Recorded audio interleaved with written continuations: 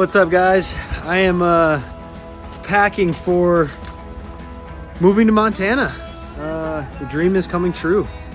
It's been a lot of planning, a lot of downsizing, and a lot of compromising, and getting ready to do it. So I'm just at my storage unit right now, all full of hunting stuff, clothes, furniture, boat, and I'm just organizing the topper. So I'm pulling my 14-foot cargo trailer camper deal and loading it up with what I need for the next 6 months, or potentially staying there. So stay tuned. One last cruise downtown Fargo. I mean, I'll be back, but spent a lot of years here. Been here since 2012. And it's been very, very good to me. I've learned a lot here. I've made money here. I've made a lot of great memories.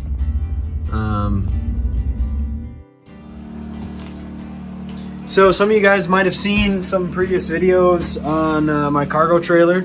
I've been doing videos where we go out camping, and this is what we stay in. This is how we haul gear, that kind of thing. So it is bare bones right now, and I'm getting ready to move to Montana. So I'm just getting organized on how I'm gonna pack some furniture, clothes. I've got my decoys in my pickup. So yeah, stay tuned. This is gonna be an adventure. The continuing of the packing process for Montana. It's frustrating, it's overwhelming, but it's gonna be worth it. So I'm in my storage unit again. I'm moving stuff around. I'm bringing a 12-foot kayak. I'm bringing all the hunting gear, my office, and we're loading it into the tiny home, the cargo trailer. So we're gonna try to get creative and load the boat in a way so that it's flat, so that I can hold things inside of it. And this is really gonna suck. So part of the travel journey of me moving to Montana is a lot of preparation. So I am 27 years old. Actually, I'm 26. I turn 27 next week. And I've been living in Fargo since I came up to school at Minnesota State University Moorhead on the Minnesota side. And I've loved Fargo. I've worked here. I have invested here. I have made a lot of friends here. And obviously when you live somewhere for a long time, you accumulate a lot of stuff.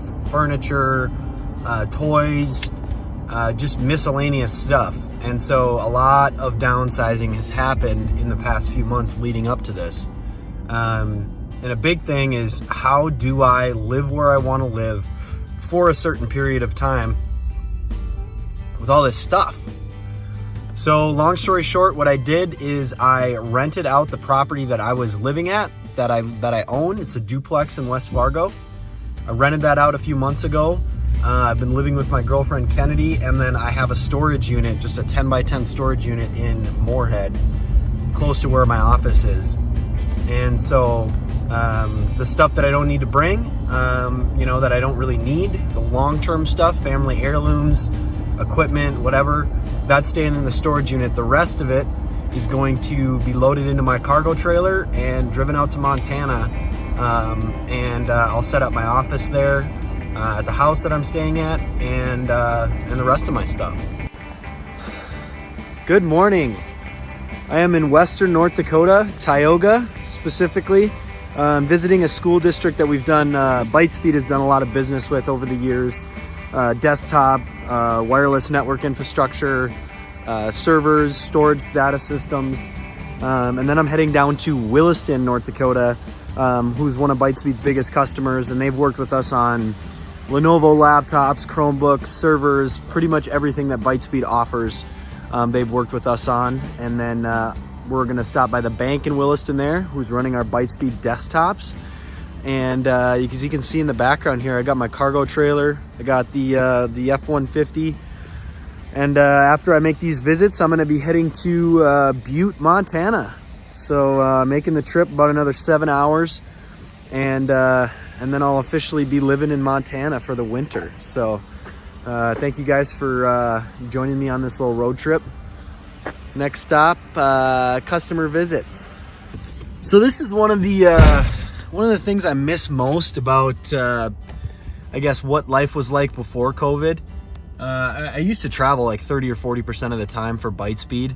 I'd actually go out to the school district, or I'd go to a conference, and I'd meet technology directors and actually get to know them in person and kind of troubleshoot with them on ways that Bytespeed can help. And obviously when COVID hit, all of our travel got canceled. I was actually in Montana at the time and had to get the next flight home so I wouldn't get stuck. And so it's changed our business a lot. That's why I started Gav Talks.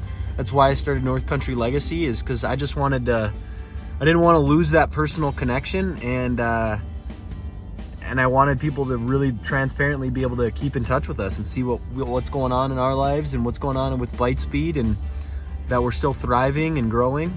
And so I'm excited to be back out on the road. I'm excited to actually visit some customers in person. Masks required, of course, but yeah. So for those of you who don't know anything about Western North Dakota, where I'm at right now, not a whole lot to know. Just kidding. When I drive through these areas, you really realize how much industry is here. Tioga claims itself as the oil capital of North Dakota. I'm sure Watford City, Williston, and a few others, these western parts, would argue with that. But when you stop at a hotel or a gas station, you're seeing big time, lot of work crews. You know, just a lot of people working in rural areas where they're installing the things that industry people install. I don't know much about it, but you know, wherever there is a community, there's the need for schools and technology, and Bytespeed covers a lot of those small schools, and that's kind of where we fit in.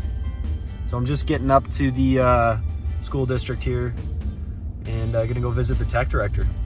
So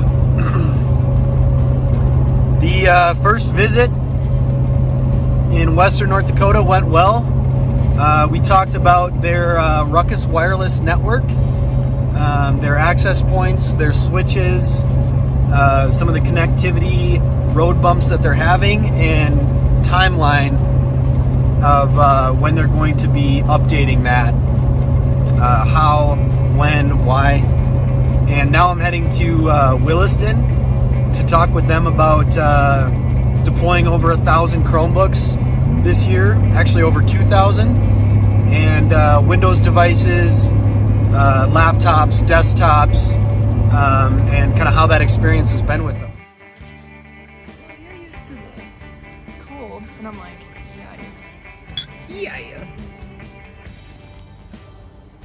So, haven't really been vlogging very much with the whole move to Montana thing. Excuse department, Gavin speaking. I don't have any reasons why I haven't been or whatever. You got to make the whole, you know, I'm moving to Montana video. But we'll be doing a little bit more vlogging. We'll show you kind of where Kennedy moved into in Butte and where I moved into in Belgrade, and kind of how we did and designed our lifestyle for this spring. But check this view out. Oh my God, look at it. I mean, wow. I mean, really, really good. Oh, Lord. Not bad for a Wednesday. Shout out to Butte Brewing Company for this spectacular view. What did you get? What beer? I got the Honey Cream Ale, and Kennedy got the as close to Busch Light as you can get. AKA Coors Light? Yeah, oh yeah, There's Coors some Light. type of lager? Lager. I would say lager. Some type of Lager. But yeah, here we are. Woo-wee! Oh yeah, that's what we came for. Not the brake lights, the mountains.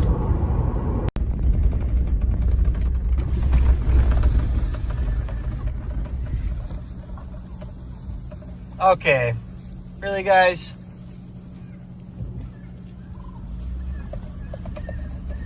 Alright, so I wasn't really gonna vlog tonight. I was just gonna scout a little bit around, you know, Belgrade, Bozeman, pretty close to town. I've seen 10 roosters. I've seen trumpeter swans, cacklers, Canadas, ducks. I've probably seen 20 deer. I just saw 5 turkeys. I've been scouting for like an hour. I did not expect Montana, this area, to have the amount of wildlife that it does, and it's super cool. It's super neat. Yeah. So let's see if I can actually find a spot to hunt now. So I am back in my office in Belgrade, Montana. Just moved here and just went scouting for the first time for ducks and geese. And good news is I saw a lot. Bad news is this is not like North Dakota. You can't just hunt it if it's not posted, which is the special thing about North Dakota. And so land ownership, I'm using onX right now, trying to figure out how to get on some of these rivers, or if I do find, geese and ducks feeding in fields, how do I get hold of those landowners so that I'm not scrambling when I do find a feed or do find an open body of water. How do I access it? What's legal? All those things. So it should be an adventure.